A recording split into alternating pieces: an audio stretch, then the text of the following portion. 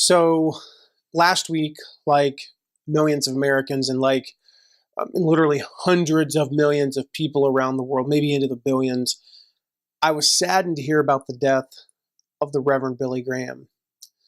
And as I was reflecting about some of the things that I've learned from him, just personally, I couldn't help but take some time to think about things that I had learned from him professionally.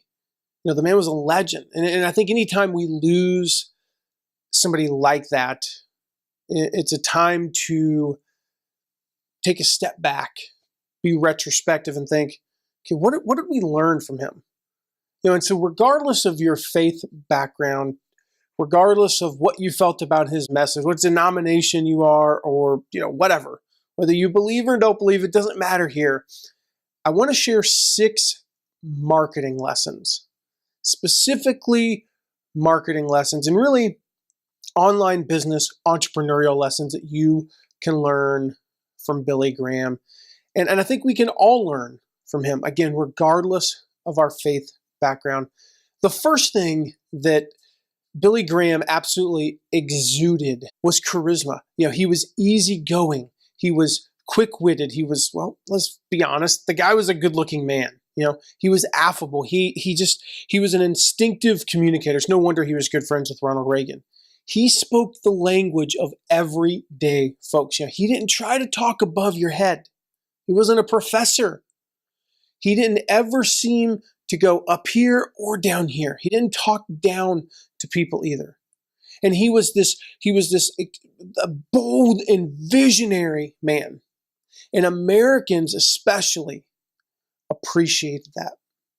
You see, throughout his career, throughout his ministry and his whole career, he remained confident and future-oriented. In other words, he had intense passion. He was passionate. And some people think, I don't have charisma, but do you have passion? And if you have passion, the charisma will show through. I'm going to ask you to come out of your seats from all over this great building, from up in the balconies, all around. You come and stand quietly right here in front and say tonight, I give myself to Christ. If you're with friends and relatives, they'll wait on you. If you're in a delegation, they'll wait on you. But I'm going to ask you to come right now while every head is bowed and every eye is closed. And the choir sings softly, just as I am. Men, women, young people. And I'm going to warn you about something. You cannot come to Christ anytime you want to. You can only come when the Spirit of God is speaking. And tonight the Spirit of God is speaking to hundreds of people here. The thing is, I've been saying for years that without real meaning and fulfillment and purpose is the foundation of your entrepreneurial pursuits. Even if you become successful, it's going to be empty. And let's just be honest. Billy Graham's life wasn't empty. Besides that, it's impossible to sustain the kind of energy. I mean, we're talking 6 decades that he had this kind of energy. If you don't have passion and belief. The other thing is that kind of sincerity that he had, that just genuineness that he had comes through and it connects with your audience in any kind of marketing. The second thing that Billy Graham did a great job with, the marketing lesson you can learn from him, is he made use of effective media. He made use of the effective media of his time. He was one of the first evangelist preachers to use TV and radio. And when email became available, he used email. He used the internet like no one else. Not only did he legendarily fill stadiums and had 50,000 people in his Billy Graham crusades, 100,000 people in Los Angeles. Not only did he do that, he then broadcasted the events all across the world through the magic at that time of television. In other words, he was able to impact more people and magnify the impact of his message. And then, of course, he used the written word to stay connected to his audience. I mean, the guy, how many books did he write? 50 some odd books, more than 50 books, I believe. and he was able to reach more and more people through his message because of those things. In other words, he used every type of media at his disposal. And that's, we've got a launch coming up, and one of the things that I'm personally frustrated by is when people only focus on video, or they only focus on PDFs or webinars. We're going to focus on all of them. The next thing he did was he focused, this is number 3, he focused more on the experience than the product. The reality is that all pastors, all evangelists, all ministers of any faith, they rely on the text of a book that they did not write.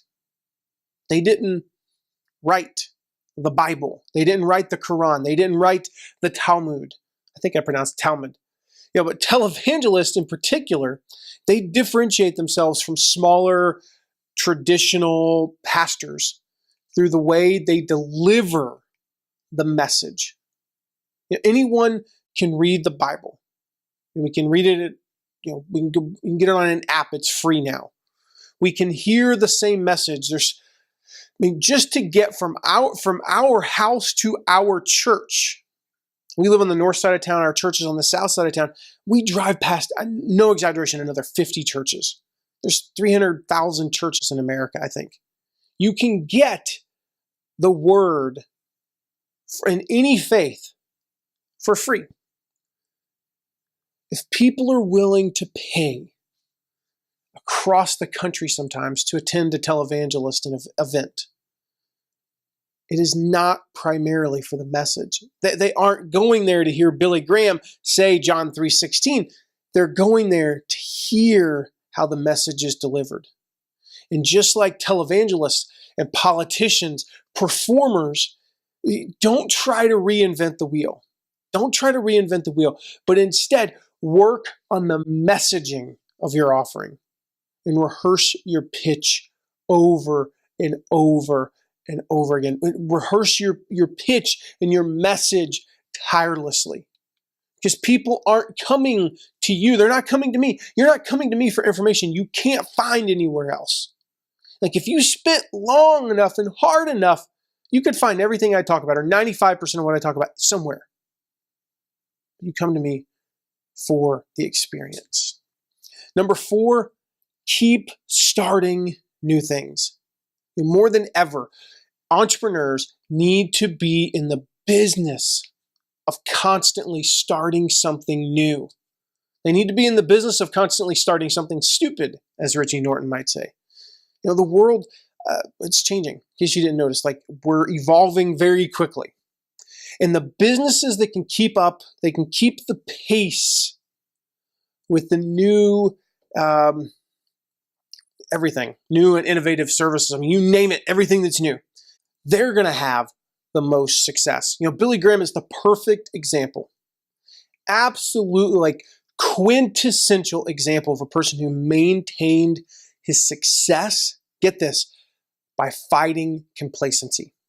He was constantly starting something new, constantly starting new projects, and then going back and tinkering with old ones. In 1944, I read this story that he actually took one of his mentors' radio programs. It was called Songs in the Night. He actually took that and basically just relaunched it. He slapped some new stuff on it and made it a little bit more modern and relaunched it. He didn't go launch his own radio program. 1949, he launched this revival in Los Angeles. It was under a big circus tent. It was a tent revival that eventually evolved into something called a crusade. That's where the Crusades came from that he did. Then a year later, 1950, he founded the Billy Graham Evangelistic Association.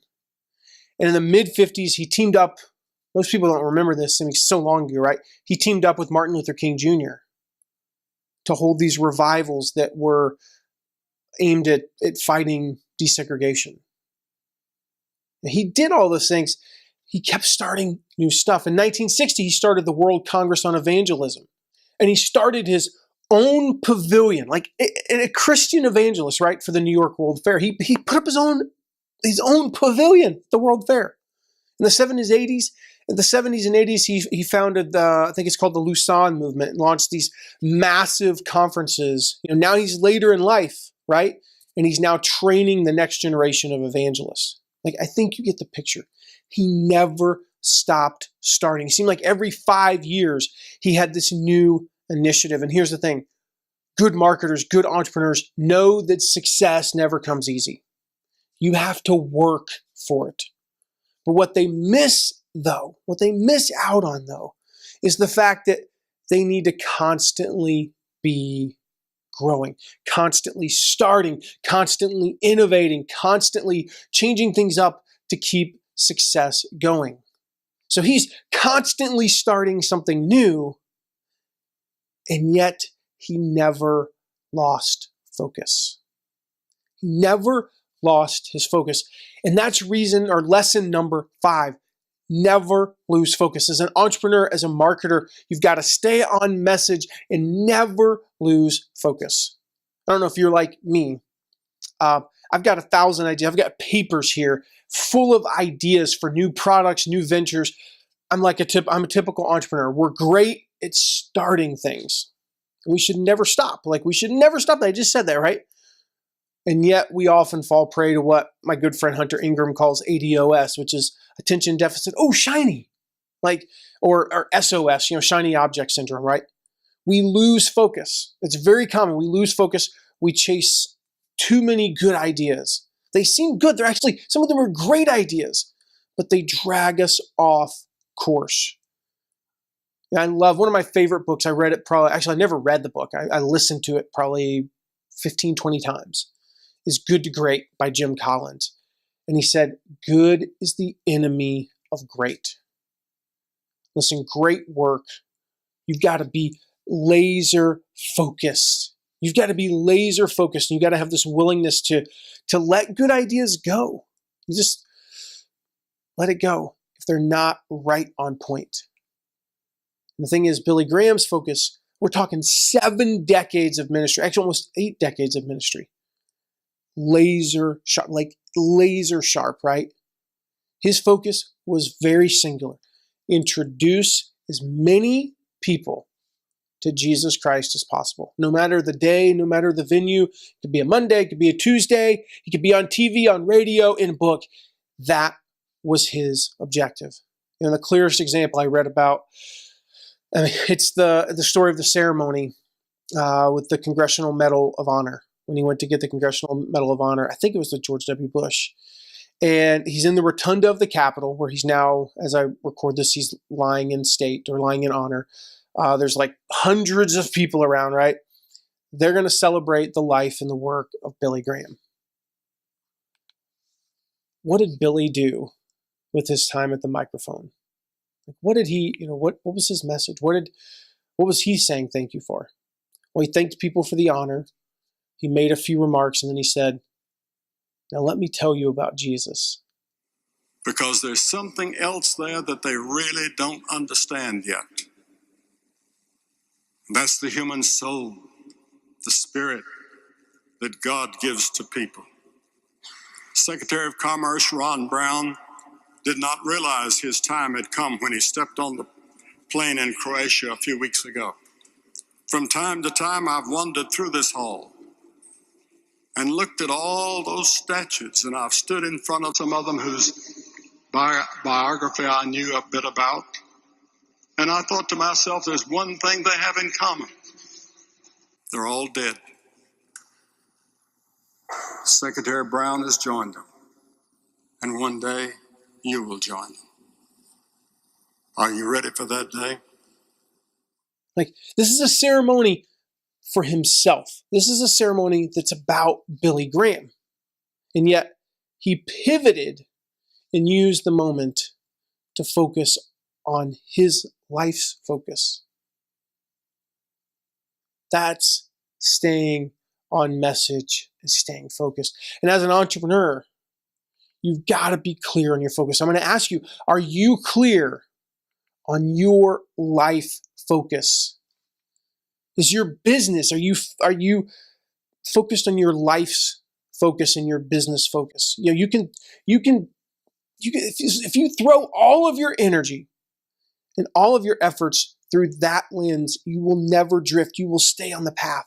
Like you can go over here and do this and go, wait a minute, that was a bad idea. Let me get back over here. Or you can go over here and go, well, that was a good idea.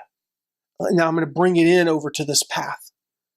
And when you do this, your life's work, your business will be great, not just good.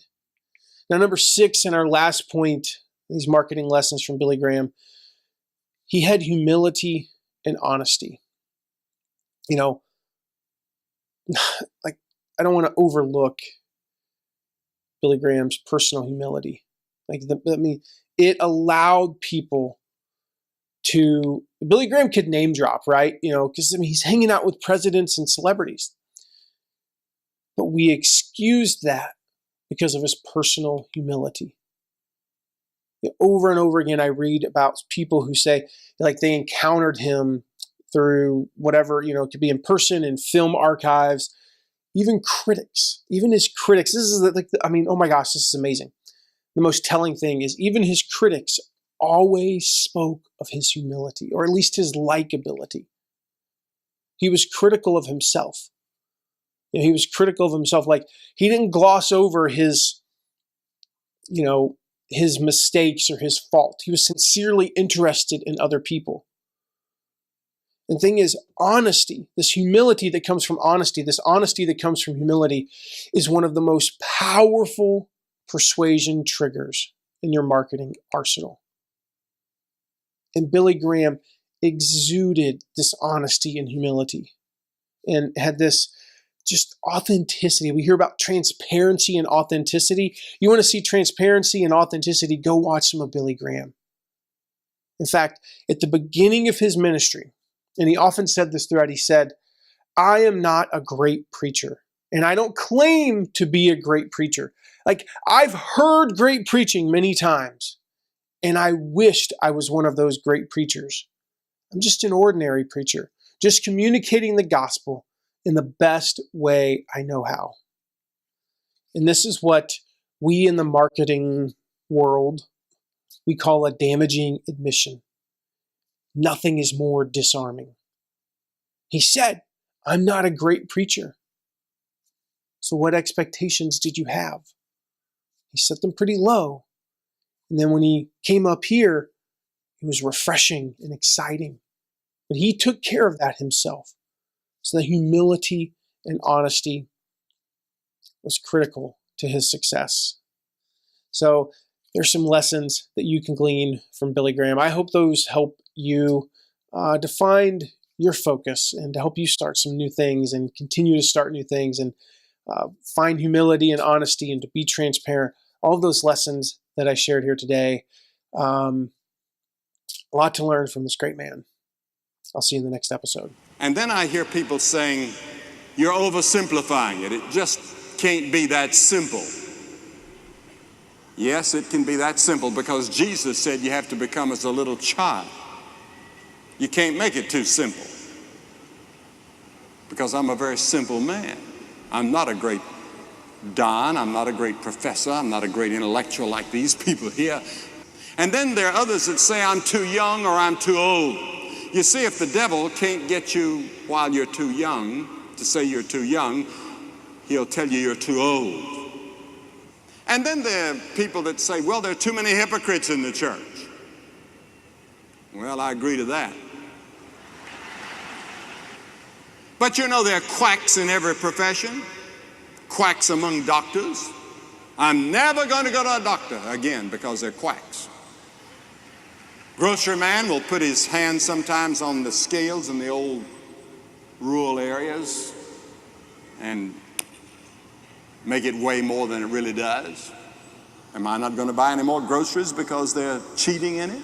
My wife was in a restaurant some time ago and they added something to her bill, and she looked at that bill and she knew it didn't belong, so she took it to the waitress and said, what happened? I didn't order some of these things. She said, I know, but the people that were here before you, they ordered it and they didn't pay for it. We had to put it somewhere.